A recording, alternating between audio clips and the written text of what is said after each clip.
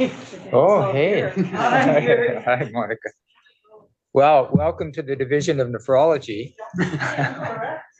Welcome to Grand Rounds, everybody. We have a land acknowledgement, and I'd like to acknowledge that we're living and working on the Coast Salish lands. Today's presenter is Dr. Mark Elliot. All of you know him. I don't know Mark very well, but Mark's going to talk to us about genetics in nephrology. Mark? Perfect. Thanks so much. So really, it's my pleasure to be here speaking with you all today. For all of you who were at the BC province-wide rounds last year, it's a lot of a rehash of the same, but I think for those of us outside of nephrology, I'm hoping to sort of highlight that genetics are an important part of our specialty, but also coming to a specialty near you as well. So with that in mind, I wanted to just get through my disclosure. So I have a couple of honoraria that I received, but they're not in any way associated with this presentation. Following this, I'm really hoping that everyone gets a couple things out of it. The first is to recognize the importance of genetic conditions in common things that we see day to day. I'll obviously focus on kidney disease, but we'll bring in a couple other specialties where this is becoming increasingly important. We're also going to talk about how to identify patients at risk of genetic kidney disease. And again, this is going to apply outside of our field as well. Then recognize the implications of identifying these disorders and diagnosing them. And then a look towards the future in terms of targeted and potentially curative therapies that we'll hopefully have on the horizon. Because for those of us in nephrology, we haven't had a lot of great treatments until very recently, but I think this is really going to change in the next few years. To give everyone a quick refresher of genetics, we have cells. They have 26 pairs of chromosomes in them, one set from our moms and one set from our dads. If you uncoil our chromosomes, we've got our DNA in there. It's made up of paired bases, A's with T's and C's with G's. And this is our genetic code that makes us able to function at a cellular level. So DNA gets transcribed into mRNA, mRNA gets translated into our proteins, which carry out our cellular functions. This is pretty hard to explain to patients in the clinic. They're not going to get this picture. So the way I always describe it is using a book metaphor. So if you take a whole book or a novel, this is our genome, and it's broken down into sections to make it easier for us to read.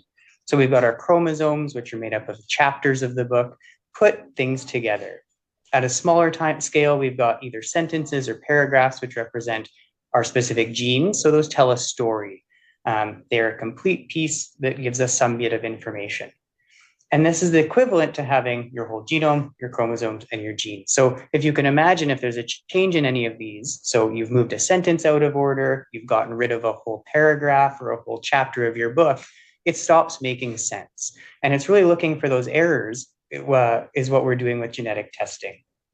So to give you a nice example, this is an example of a single change of a letter in a sentence. So the gray cat ran down the hall turns into the gray cat ran down the ball. We've just changed an H to a B, but we've got a very different sentence going on here. And it's these sort of changes that we're looking for when we order genetic testing for our patients. In terms of what we can order a whole bunch of different stuff. We can look for really big changes in our chromosomes, which we do with karyotyping. We can look at smaller changes to our chromosomes with microarrays, looking for mostly duplications or deletions or parts of those chromosomes. Or we can actually look at the actual spelling errors within our genome directly, which is what we use exome sequencing and whole genome sequencing to do. I bring this up because as we're moving forward as a field, we're moving towards looking at the individual bases on a more sort of holistic level. So exome sequencing looks at just our exons, which are the parts of our DNA that actually make it into our proteins at the end. In between though, we've got introns, which are spliced out. And then we've got all of our big areas between our genes that are important as well. So as our technology gets better, we're able to include more and more of this data and information in the tests that we order. Most of our clinical testing that we order now is going to be based on an exome because it's just the most cost-effective way to do it right now. Once we have our genetic testing, the next thing that we need to think about is sort of the architecture, what the genetics looks like of the disorders that we're looking at. This runs a really big spectrum. So we've got some disorders that appear to be what we call monogenic. So a single change in a gene has a really big effect, and this leads to a disorder. These are things that we see in polycystic kidney disease or Alport syndrome, where it's quite cut and dry. On the other end of the spectrum, we've got our polygenic risk. So this is where we take tens, hundreds, millions of different variants, each with a really small effect size, and take them together to understand an individual's risk. These are becoming more clinically actionable and are applied to common diseases usually. So you can use this to determine someone's risk of developing CKD or coronary heart disease or any of those other common disorders that we deal with. Realistically, most genetic architectures are probably going to be a blend of these where they interact in some way. And that's where this idea of an oligogenic model comes in, where we've got some monogenic drivers as well as some polygenic influences that come together to determine a patient's phenotype. To give you an idea of what this looks like in nephrology, this is that middle part of that figure just blown up into a bigger graph. So our x-axis, we've got our allele frequency ranging from very, very common to either private or ultra rare alleles. So these are variants that we might see in just a single family in the world. Sorry, could you guys just mute? Okay, I'm just. Thanks. On our y-axis, we've got our effect size, so ranging from a very small effect size, which we see with those polygenic things, to a very large effect size when we're looking at our monogenic disorders. In nephrology, we're lucky because we've got a couple of really interesting outliers. The one that really stands out is ApoL1, which is a protein that helps to protect us from African sleeping sickness, but also significantly increases our risk of developing kidney disease, to the point where it's present in up to 45% of individuals of West African ancestry. So this has a very large effect size on developing kidney disease and is also very common, which is really not seen in many other genetic conditions. In the top left, we've got our monogenic forms of kidney disease that are the ones we typically would learn about in med school or in a textbook. And I like this figure because it shows us how much heterogeneity there is in the phenotypes that these patients present with. So even our patients with FSGS or Alport syndrome have a lot of overlap with other types of kidney disease. White Berard level 1 triage area. Code white Berard level 1 triage area. So Code white Berard level 1 triage area. So this makes it hard for us to order specific testing in nephrology because our phenotypes aren't specific enough to choose just 2 or 3 genes. And so often when I'm ordering testing for patients, I have to order 100 genes or a few hundred genes just to make sure I'm not missing anything. So this is sort of what our current understanding of what this looks like for kidney disease. We've had a couple of nice studies that have looked at our yields of genetic testing for patients with kidney troubles. And this was a study that looked at 3,300 individuals with CKD from a variety of different causes, but was relatively unselected. So part of this was from the Aurora cohort, which was just using statins and people on dialysis. And the other part was from a cohort that was collected at Columbia University. And what we can see is that just over 9% of individuals in this cohort had a genetic form of kidney disease that was identified. So this is a very high yield for a common condition. When we look at those specific phenotypes that were the most high yield, it was people with congenital or cystic kidney disease, people with glomerular disease, and people who have nephropathy of unknown etiology. So when I think about who I'm going to test in the clinic, those are the patients that sort of rise to the top who I'm really thinking we need to order testing for. Obviously, the phenotype's only part of the story, and there are other factors that are at play as well. So those include extrarenal manifestations, being young when your disease starts, as well as having a family history of kidney disease. So I take this into a holistic consideration when I see these patients in the clinic and try to determine whether it's worthwhile to pursue genetic testing or not. To give you a bit more information about how these other factors play into it, this was a study that looked at genetic testing in the UK, and we can see that a positive family history or the presence of those extrarenal manifestations really makes it more likely that we're going to find a genetic form of kidney disease. So as we'll talk about a bit later, these are patients that I think really do warrant evaluation for genetic forms of kidney troubles. This figure is really here to highlight the heterogeneity that we see. So as I talked about before, there's a large phenotypic overlap in the types of genes and presentations that we see. But this is highlighting the frequency of specific genes identified in 2 large studies that have been done for kidney disease. And what we can see is that on the left, there's a few common genes that make up the bulk of our diagnoses. So these are our polycystic kidney disease genes, PKD1 and PKD2, our Alport syndrome genes, COL4A3, 4A4, and 4A5, as well as our other common genetic disorders like NPHS2, causing pediatric nephrotic syndrome, and UMOD, which causes autosomal dominant tubulointerstitial kidney disease. But there's also this really long tail that exists of rare and ultra-rare disorders that are diagnosed in just a handful of people in each study. And so what this is meant to show is that if we don't check for all of these rare disorders, we're missing a substantial proportion of the people who have genetic forms of kidney disease. Taken together and put in a pie graph, it's just over a third of patients in most studies that fall into this long tail of rare disorders. So to me, it really highlights the importance of being broad in our testing and not limiting ourselves too much by a specific clinical phenotype. The other thing I think is important is these were disorders that were not thought to be implicated in the patient's care before testing was done. So these lead to major clinical impacts in terms of screening for extrarenal manifestations and potentially new treatment options for them as well. To highlight some of our non-kidney related disorders that are associated with genetic disorders as well, there's nice literature in liver disease that's looking at applying exome sequencing with quite high yields for familial pulmonary fibrosis. And then as our cardiology team knows, there's so many different inherited arrhythmias and cardiology disorders that we're finding that it's becoming a big part of their clinical care as well. One of the questions that I always get is why genetic testing matters for nephrology, because we don't have a lot to offer these patients. I think that's sort of an antiquated view because we actually are developing more and more new things that we can offer them. And even having a diagnosis seems to change things. So this again is looking at those 3,300 individuals from the large sequencing study. And what we could find was that the vast majority of patients actually had a clarification or a change in their diagnosis based on genetic testing. So what that means is we can actually apply better care to these patients because we know what's going on. And that was actually shown in a retrospective chart review for these patients as well. So following a diagnosis, the vast majority of individuals had their genetic testing impact their clinical care. So to me, there's pretty good evidence that we do something with this data that helps our patients.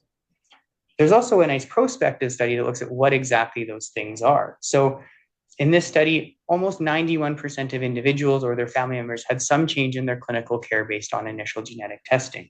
And you can see these are meaningful changes. So it's avoiding kidney biopsies in 10 of the 80 families. Like that's a really big change. That's an invasive procedure that comes with complications that we've completely avoided by doing a salivary test for someone. Changing their treatments, whether that's avoiding things that aren't going to work or providing them with better options, and then changing their surveillance and extrarenal manifestation testing. So really does make a big difference for our patients and their families, as sort of highlighted in this last column. To give you something to clinically ground this on, because it's all been a little bit of abstract so far, I wanted to run you through one of the first cases who I saw at the kidney genetics clinic here once I started. So this was a 39-year-old. He'd had proteinuria since he was 19 years old, had done really well, didn't have any hypertension or diabetes as an etiology, and had about 750 milligrams per day of albuminuria. Occasionally, he had some hematuria here and there, and there was always a question as to whether it was synpharyngitic or not. But he'd had really a thorough secondary workup that was all completely negative. He was of Asian ancestry. Both of his parents didn't have any known kidney disease. But in speaking with him and getting to know him a little bit better, both of his sisters actually have proteinuria as well. So in the previous care that he had received before I met him, he had been given a provisional diagnosis of IgA nephropathy, which I think all of us would have done based on his story. It fits really nicely with what we would have think was going on. Very appropriately, he was started on a RAS inhibitor with a relatively low dose of candesartan, but this ruined his life. He did not tolerate 4 milligrams of candesartan at all. He was healthy, he was active, he just didn't have any energy and did not tolerate it. Interestingly, after 6 months of treatment, his UACR was still stable at 750 milligrams per day.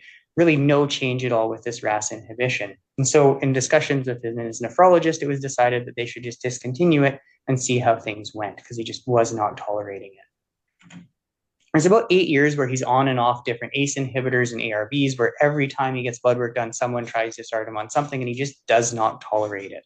And then eventually someone says, look, you're going to have to just deal with this. This is meaningful and it's going to impact your clinical care. So they start him on 6 milligrams of candesartan. Again, no change to his UACR. So he gets increased to 8 milligrams. Again, no change in his UACR. Reading the notes over the years, almost every year someone brings up the question as to whether this patient should get a kidney biopsy to figure out what's going on. Because he's always had this presumptive diagnosis of IgA, but there's never been a good enough reason to actually pursue a kidney biopsy because it was never felt to change his clinical management, which I think is... Oh, sorry, if you guys could... So you don't have to listen to this. If you could mute yourself, that would be great. Well, I don't know. I just wanted to let you work outside if you want. Oh, do you not figure out how to hook it up to your AirPods? Well, AirPods are dead. I'm up. Ash, can you mute yourself?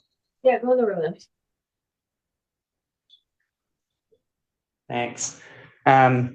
Yeah, he never had a kidney biopsy, which I think all of us would agree he probably never needed one. But he was lucky in that he got connected with me when I started, and sort of I talked with him and looked at his history and said, maybe there's an easier way to get an answer for what's going on, especially once I heard about his sisters having proteinuria. And so I offered him a genetic test that looks for sort of our common causes of albuminuria that are associated with genetic forms of glomerular disease. So the panel that I offered him contains 96 different genes that cause different types of nephrotic syndrome.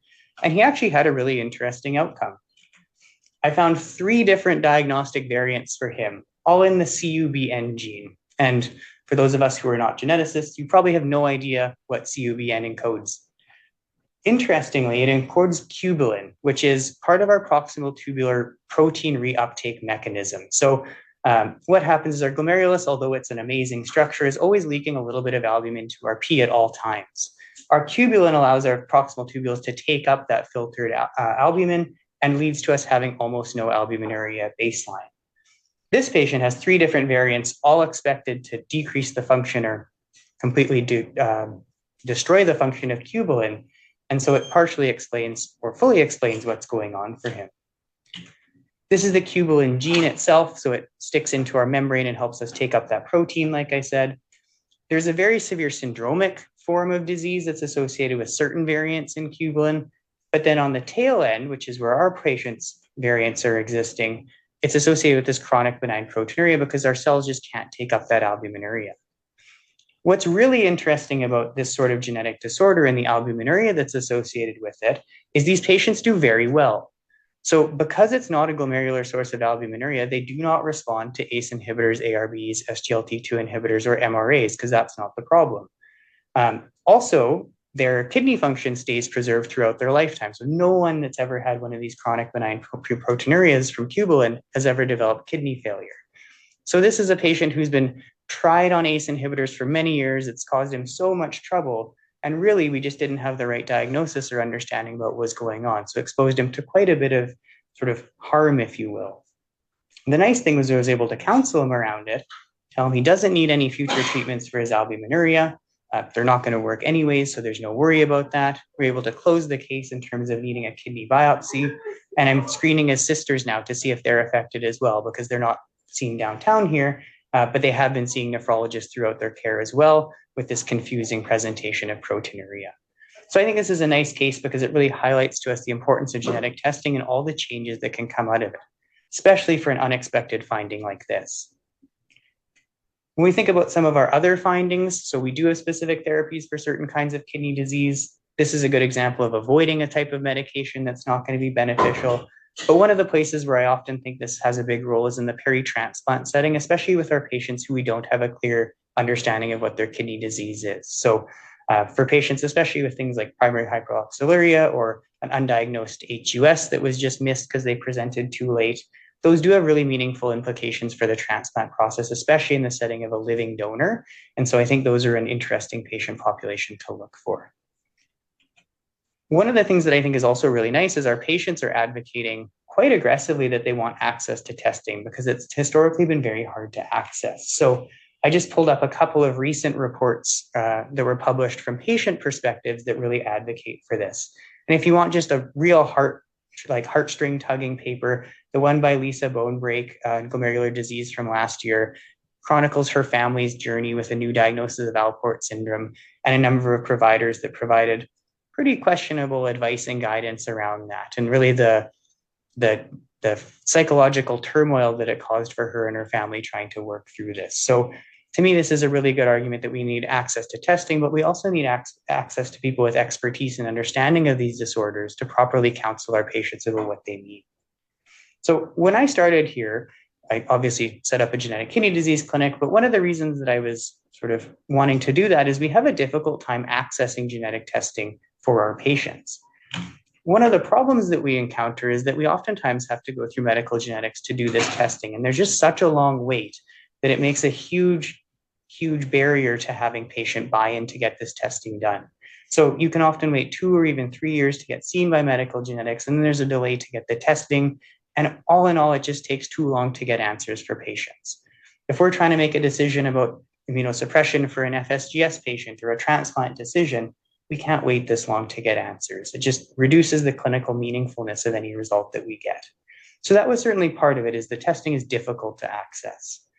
The other part that comes out with talking to my colleagues, as well as people nationally and internationally, is that there's an undereducation in genetic forms of kidney disease. And I think this is probably true outside of nephrology as well. We don't really learn a lot about genetics of disease in med school. We certainly don't get a lot of exposure in residency or fellowship.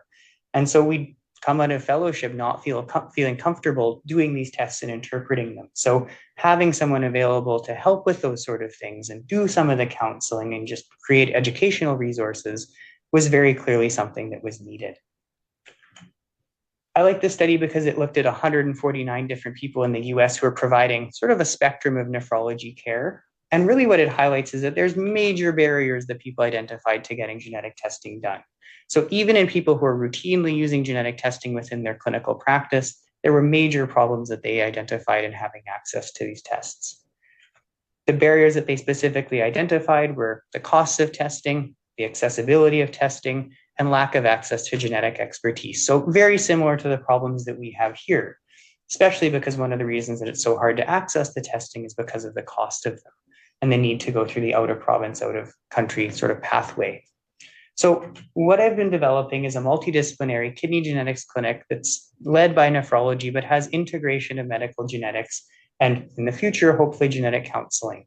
The goal is to serve as a center of excellence for the care of patients with our genetic kidney disorders and allow them access to sort of cutting edge testing, cutting edge clinical treatments, and the best care that we can provide. Although it's based here at St. Paul's due to virtual care, it's provincially accessible. And the nice part about genetic testing now is it's usually done with a salivary sample. So this is accessible anywhere within the province as long as you can have something FedEx to you. So it's made it nice because patients really do feel like they can be part of this clinic no matter where they are. The other part that I built into it was including educational, research, and clinical activities from the ground up. So these are all integrated and we can use this as a data set going forward. One of the things that I felt was really sort of sad is that no one had been collecting the genetic data that's been produced in the province in a systematic and meaningful way. So we've done all this genetic testing, but it's not in a database that's searchable. It's not in a database that we can use if we do have a new therapy that comes out or a new clinical trial that's available to easily identify patients who would benefit from that. So that was something that I really wanted to change.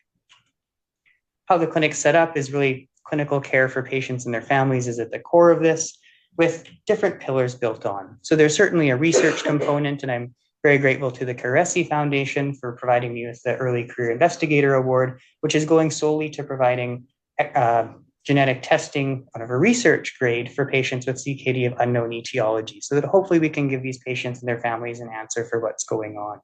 But that's really just the first step in really a bigger program to try to introduce genetic research here in the province.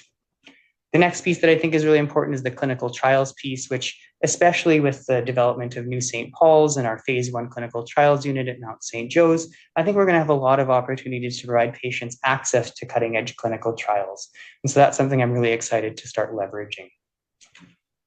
The third pillar is really education, and that's education across the spectrum. So it's education for our fellows and our residents who get to join me in the clinic. And so far, they're very, very happy with their experience because they've never had anything like this wherever they're from. So whether that's here at UBC or visiting from another university, this clinic gives them a different view of nephrology that they've never had anywhere else. And they find it really interesting and exciting.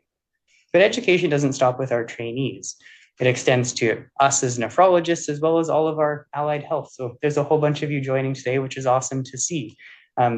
As I mentioned before, these are relatively common disorders. So we probably are seeing them in our clinical practice and just not recognizing it. So as we all get a little bit more well-versed in the genetics of kidney disease, we're probably all going to be able to provide a little bit of a better care level for those patients. And then the last piece that I highlighted, which is so important, is that technological backend. So this is all built into Promise so that we can capture this data on a provincial level to make a searchable database so that we can employ these new treatments and new clinical trials in the most meaningful way possible. So that's a big part, and I think will lead to a lot of growth in the future. In terms of what the pathway looks like for clinical testing within the kidney genetics clinic, patients are referred because someone identifies that they could have a genetic form of kidney disease. And I'm pretty agnostic as to where those referrals come from. The first thing we do is we see them at the kidney genetics clinic, talk to them about whether they would want to go ahead with testing and what it could offer them, and then decide on whether that's going to be right for them or not. If patients decide not to pursue testing or we don't think it's going to be beneficial, then we do some counseling around that and I just return their care back to their primary care team. If they do get testing, then what I typically will do is set up a second visit with them to talk about their results, do all the post-test counseling, and then decide on what sort of treatments and changes we can make for their clinical care. Because of the decentralized nature of the clinic, what I typically will do is make recommendations to their local care team to actually make those changes. So if we need to do screening with an echo, I don't know what resources are available everywhere in the province, but their local care team will. And so what that allows us to do is really have a provincial scope and provide equitable access to people province-wide. There are a couple of patients who I keep under the care of the clinic for ongoing management, and these are patients who require either strange medications that no one else feels comfortable with, or have really rare disorders where it's just worthwhile to have ongoing follow-up. And so there is an aspect of the clinic built out to provide that care as well, and a longitudinal aspect, but that's the minority of patients. In terms of those patients who I'm really hoping to see at the clinic, I have sort of the long list here, but at the end I've got a QR code that you can scan and will be included in the sort of recorded presentation. So if you're curious and want to refer people over, it's got a nice link to that full sheet so you can just decide on whether your patient would warrant genetic testing or not. It really covers the common things that we see with genetic etiologies. So ranging from steroid-resistant nephrotic syndrome to things like autosomal dominant tubulointerstitial kidney disease to our tubular problems like Barter's and Gittleman's. The other things you'll notice are the presence of extrarenal manifestations, a strong family history, or just being young when this all happened, which all significantly increase our chances of finding something. I used the PROMIS database and looked for these sort of high-level markers of individuals. And for my estimate, there's at least 200 or 2,400 individuals in the province who are followed by a nephrologist who probably would warrant evaluation in the kidney genetics clinic just based on sort of high-level information.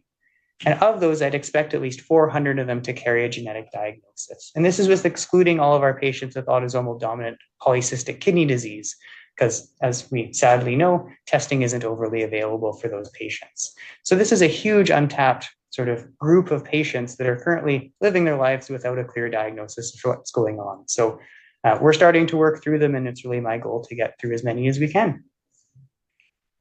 When I think and talk about genetic testing with patients, oftentimes one of the questions that comes up is really, what are we going to get out of this? And so when I think about that, I use these 4 guiding principles in my counseling, as well as to frame the discussion. So the first thing that we can provide is a clear diagnosis for what's going on. Lots of our patients really want that. Like nephrology, we have a lot of very vague and nondescript diagnoses. So you have FSGS. That's just a pathological scar that we see on your kidney. Oftentimes they don't get an answer to why that's happened. Lots of our other diagnoses are like that as well. And giving them an answer is really clearly helpful for those patients. The second thing is providing prognostic information, informing their family planning and sort of risks to family members, and then ultimately guiding transplant and treatment decisions is a really important part of it as well.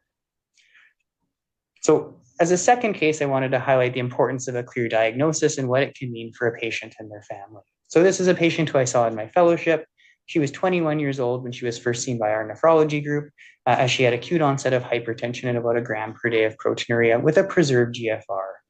She again had a secondary workup, which was all negative, and so ended up getting a kidney biopsy done. For our non-kidney pathologists in the room, this is a relatively normal looking glomerulus, except for the giant green arrow, which points to an area of segmental sclerosis. So this patient's biopsy showed FSGS. Because she'd had a negative secondary workup, it was never clear what her etiology was. She didn't have any glomerulomegaly. She didn't have any features that would be suggestive of a secondary cause. So it was sort of just left as FSGS, not otherwise specified. She appropriately was treated with RAS inhibition, and unlike our first patient, actually did reduce her albuminuria quite significantly. And things were all good until she became pregnant 2 years later. So she had to stop her ACE inhibitor. She unfortunately experienced quite severe preeclampsia and was left with persistent hypertension postpartum. So again, was restarted on her ACE inhibitor. Things were okay, and due to the beauty of the US healthcare system, was completely lost to our care for follow-up. 2 years later, though, she called the clinic and said, I'm worried because my daughter now has proteinuria as well. So this is her 2-year-old daughter has developed acute onset proteinuria. It's not as severe as hers, but it got her thinking. we never had a good answer for what caused my FSGS. And now my daughter looks like she might have something similar. Are we missing something? And it was a really astute question to ask, because really what she described and what her journey had looked like so far is what a lot of the literature calls a diagnostic odyssey. So this patient has gone through a biopsy. She's seen us as nephrology 3 times, plus her OBS providers. She's seen a whole bunch of different providers and really doesn't have a clear answer for what's going on. And diagnostic odysseys are common for patients with rare disorders. So typically for these patients to get a true diagnosis, it takes on average 7 years. They see 8 different care providers, and 40% of them were misdiagnosed along the way. So this, again, is a huge impact on patient care and all the sort of difficult feelings that come around not knowing what's happening. So for this patient, obviously we ordered genetic testing for her because it was a genetic kidney disease clinic, and we were able to identify a positive finding. So we found this pathogenic variant in PAX2. And PAX2 is associated with 2 specific clinical phenotypes. One of them is an isolated FSGS, which is what she looks like she has, but it's also associated with a much more severe syndromic presentation that includes optic nerve dysplasia, deafness, as well as CACA. The real worry was that her daughter was going to have the more syndromic presentation because she was so early on, and there can be phenotypic overlap between these 2. We tested her daughter in the end, and she actually had the same PAX2 variant and didn't have any of those extrarenal manifestations, thankfully, and was also diagnosed with PAX2 associated FSGS. Now, this is really helpful for her and her daughter because it allowed us to guide their treatment. So she doesn't need immunosuppression in the future. Probably early treatment of her daughter's proteinuria with appropriate medications will make a meaningful difference in her sort of kidney outcomes in the long term.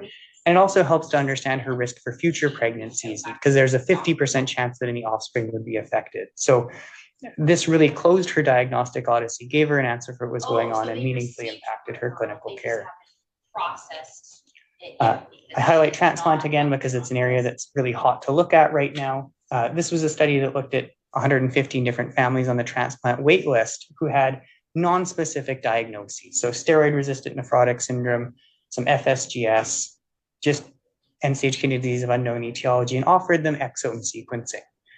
What this study found was that in 54% of these cases, they were able to identify a molecular diagnosis. So half of these cases went from no answer to what's going on to having a definitive molecular diagnosis of the etiology of their kidney disease. For most of these, it had some impact on their peri-transplant care. So whether that was screening other family members or having a better understanding of their risk for relapse post-transplant, especially for things like FSGS, where we worry about hyperacute relapse, really doesn't occur with genetic forms of FSGS. So it really impacted the clinical care that those patients received. The other interesting thing is they actually looked outside of the kidney genes, and so they looked at other actionable findings within the genome. These are changes that are associated with like cancer predisposition syndrome. So like our BRCA1, BRCA2, our hereditary arrhythmias, things that could be really meaningful if you're going through a big surgery like a kidney transplant or receiving immunosuppression for the rest of your life. And they found that 4.4% of these patients had one of these secondary findings. And this is pretty typical of any group that you look at with sequencing.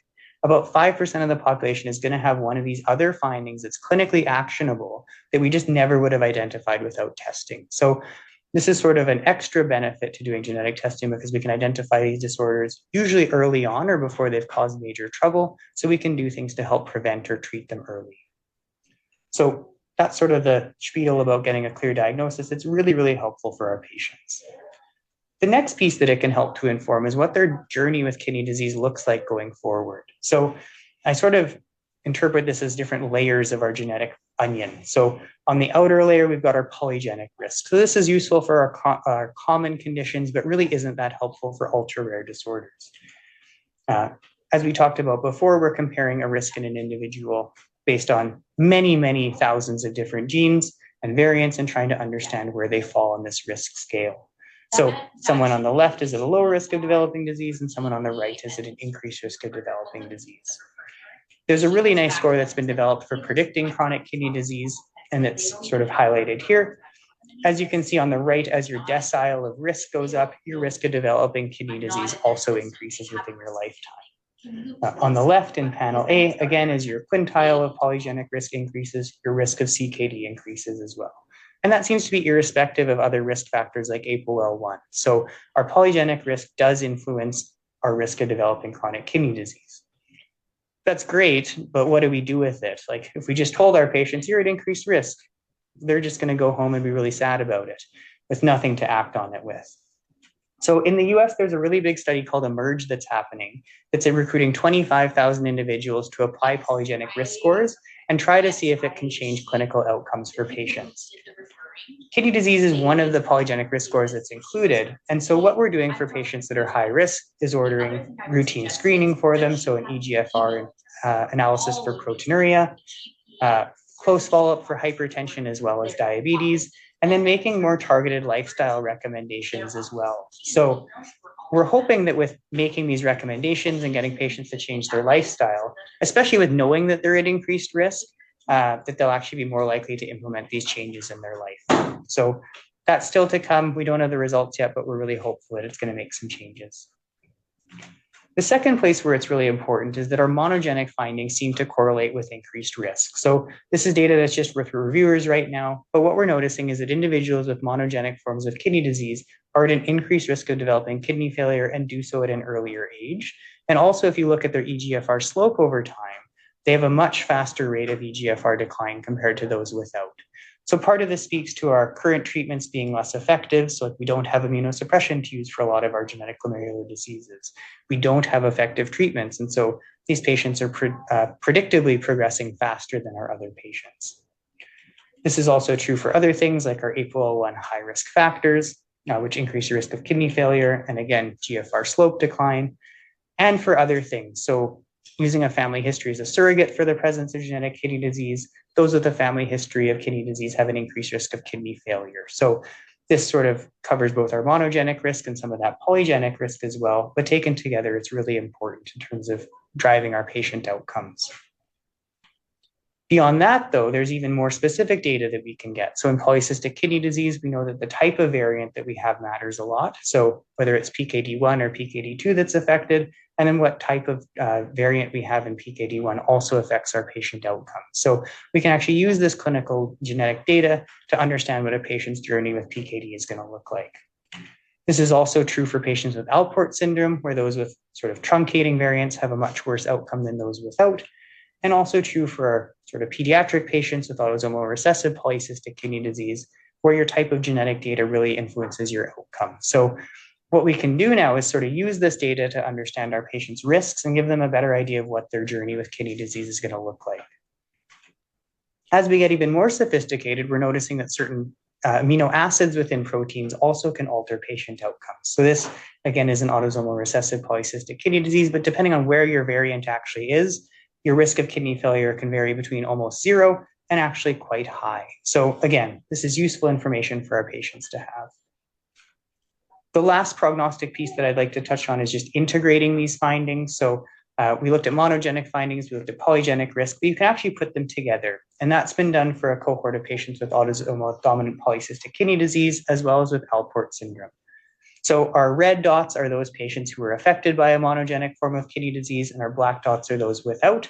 And then the 3 dots in each are increasing polygenic risk. So we can see that there's an interaction between your monogenic risk of disease and your polygenic risk of disease, such that there's actually a protective effect in certain individuals or an outsized effect of having a genetic form of kidney disease, depending on your polygenic risk. So right now, because we're not using that polygenic information in a meaningful way, we're leaving some of this data on the table, but it might help to explain why some patients or some families do much worse than others. Because that's always a question that comes up. Why is my sister's kidney disease much worse than mine, or that sort of thing? So the polygenic influence could be part of that. The other thing that's important to not forget is this is just at most half of the equation. So we know that the environment plays a huge role in this as well. And that can be for the good and the bad.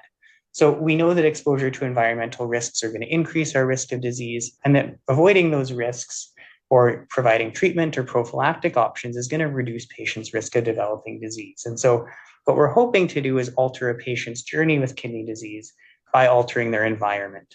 Because right now we don't have a good way of altering their genetics. So as we move forward, I think we're going to have more and more treatment options available, and this is going to become more and more important.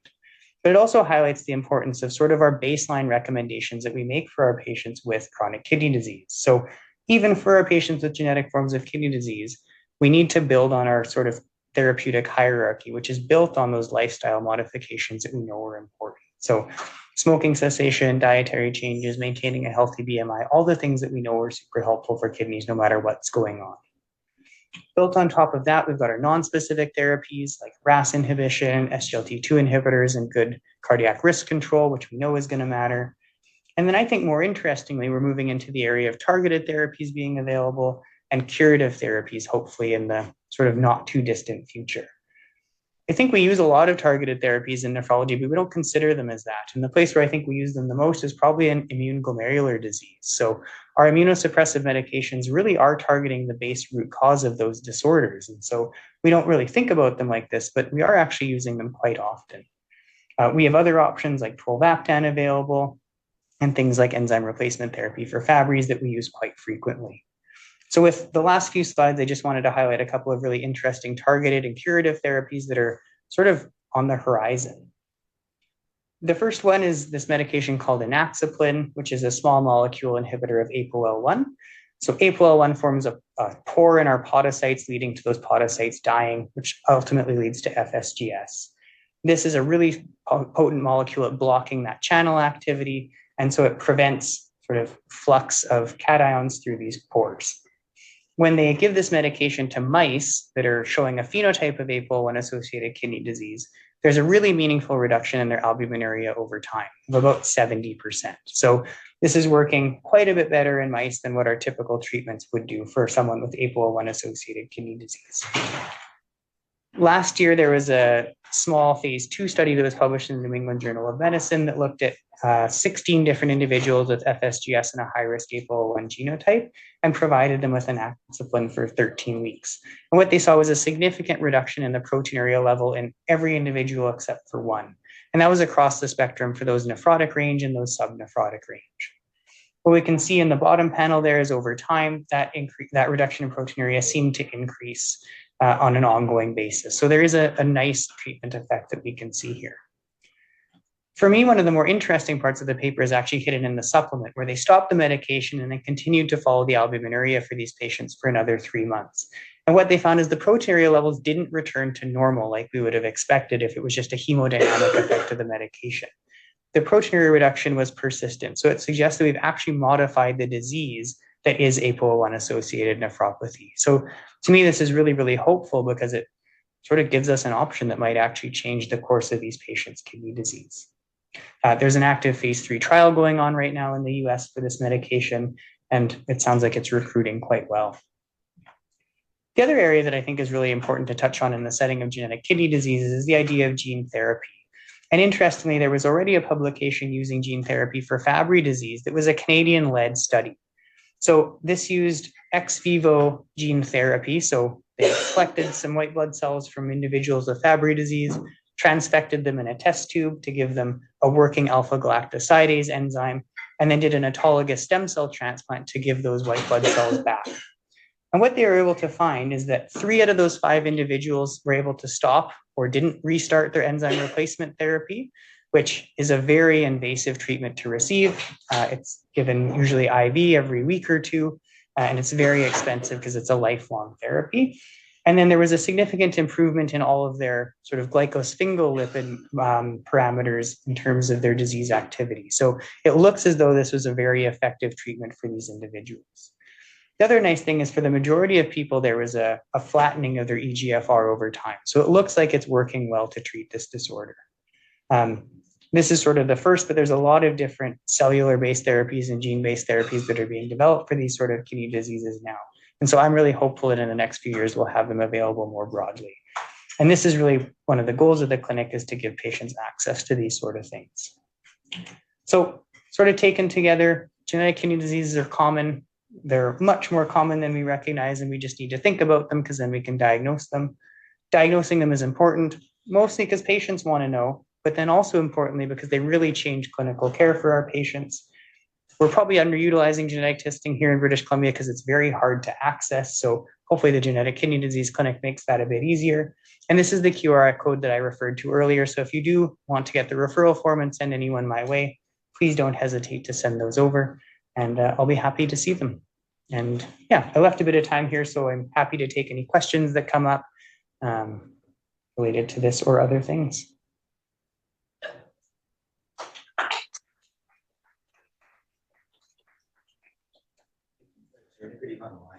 I don't know. Do you know how we know? Yeah.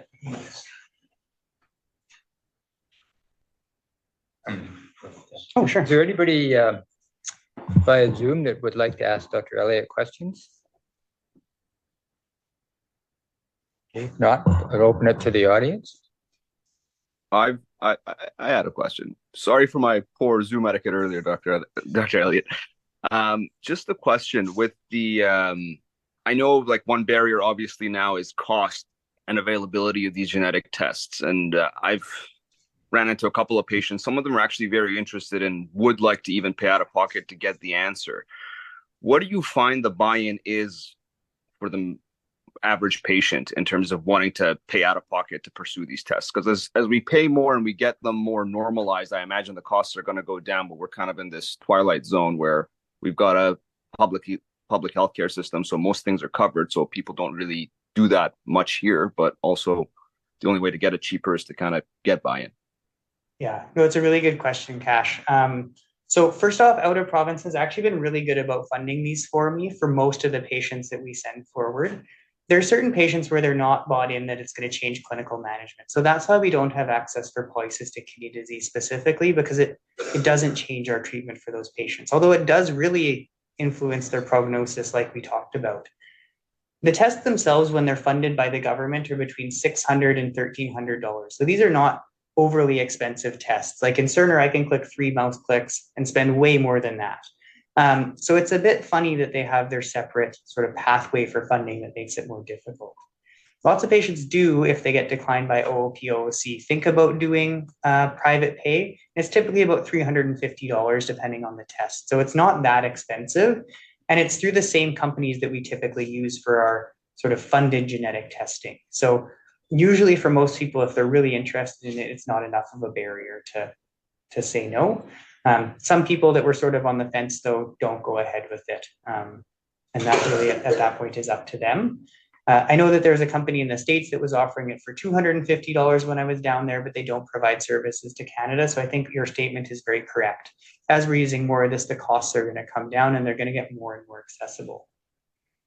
Sort of as a follow-up to that, I think it's also really important that we get a test report. So the lab will send you a piece of paper that says what they found, but they will not share the raw genetic data with you, which I think is sort of a missed opportunity as well, because the genetic data isn't going to change over time. So if we have new genes that are identified or new variants that are identified, if we had access to that raw data, we could do some of that analyses on our own through the sort of computing resources that exist at UBC. But we're not doing that in a meaningful way yet. And so that's one of the next goals too, is to add that onto the clinic so we can actually capture this data and use it sort of in a longitudinal fashion for our patients. Any questions from the audience? Is there any direction to look at those known diseases that cause chronic kidney problems and look at the genetics, say diabetics, why some diabetics have problems and others? Is that something initiative that's been done? Yeah, so there's been a couple of really big projects looking at common diseases like hypertensive nephrosclerosis or diabetic kidney disease. Yeah. We've identified a few variants that are usually protective, interestingly enough. So there's a couple variants in the collagen genes that are actually protective against diabetic nephropathy. So it's thought that those cause glomerular basement membrane thinning at the baseline. But then because the first stages of diabetic kidney disease are that thickening that we see, it's thought that they sort of meet in the middle and are somewhat protected. The problem with these common diseases is that these are often very common variants that we're looking for. So we need huge populations to look at it. So there's a couple big projects that are doing that. There's one called All of Us in the US that's going on right now that's recruiting over 1 million people with full, like whole genome sequencing linked to their EHR data. So that will probably lead to a lot of new insights for those sort of common disorders. we see this not infrequently now in the polycystic kidney disease world, where someone presents with PKD but also has diabetes and some other manifestations, where it makes us think that they could actually have a different monogenic form of their disease as well. So things like our MODY genes, so mature onset diabetes of the young, are oftentimes monogenic, and we just don't recognize them in a lot of cases as well. So even those common disorders like you're talking about, we do actually have genetic etiologies, we just don't recognize them. And a follow-up question is that Thomas Roston is doing genetic work in the channelopathies. Is there a common group that looks at, that meets with genetic backgrounds to these different disciplines and talks about things? Yeah, not that I'm aware of. I know that Canada-wide, we put together a consortium of people interested in the genetics of kidney disease, but certainly locally, there's a lot of expertise for genetic disorders. And so I've connected with them sort of individually, but I don't think there's a place for us all to get together. But it would be great to have. Any other questions? Thank you very Oh, much. yeah, thanks so much. I'll ask one more. Oh, sure. Is there any epigenetic stuff? I know that's a buzzword, but like anything, any work or any diseases like that at all around? Yeah, so there's quite a bit of work ongoing about it. One of the things that's really sort of in vogue right now is looking at small particulate matter and how that interacts with our genetics. So there's a couple of big projects that are looking at those interactions. And then there's obviously like the regular like histone markers and all those sort of things that are being studied.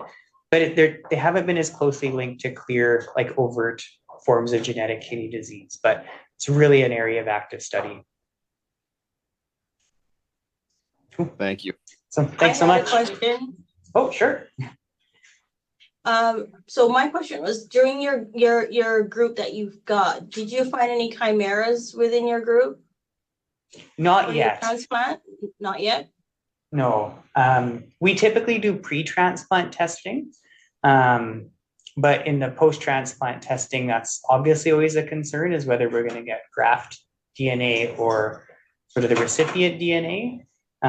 Most of the tools will allow you to sort that out in a useful way, but yeah, we haven't found any chimerism. It's well described though in autosomal dominant polycystic kidney disease that some of these atypical presentations are chimeric. A follow-up question. For you, you said you're pooled the resources in Promise. Is there any way to share that information for other groups who would like, especially for psychiatry? We tend to find these patients are depressed. We were trying to streamline starting antidepressants in patients using their pharmacogenomic information. Would we be able to access that from your group? So the data that's going to be stored is just the reports, not raw genetic data. So it probably won't be useful for your goals. But as part of the research aspect of the clinic, I am developing a database to capture whole genome and whole exome sequencing for patients who are part of research studies. So I think that would be a great place to collaborate as well as it starts to develop. And just as informational, there is an international consortium that some groups can access for implementation or pharmacogenomic or drug-specific pharmacogenomic information. And that's available, and they would like input from other sources to help develop the program. So if anybody's interested, that's out there. It's called the Clinical Pharmacogenetics Implementation Consortium, CPIC. Yeah, and that's a great point. So pharmacogenomics I didn't even talk about, but it has big implications for us as well. So things like tacrolimus, warfarin have really robust data that there's pharmacogenomic. You can use pharmacogenomics to decide your dosing for those medications, and it's superior to what we do without pharmacogenomic data. So yeah, fully agree. Any other last minute Zoom questions? Perfect. Okay, well, thanks so much for joining and have a great day. I'll turn this off.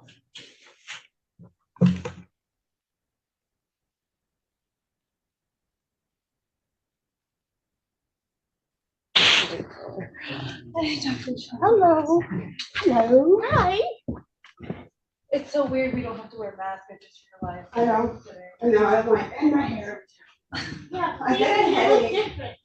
Yeah, I have so much hair tucked under this little cap. I need a cut though, I'm getting headaches. I remember coming here as a resident. Yeah, It was even then, right? I know. It just feels very good. Especially with dairy. No.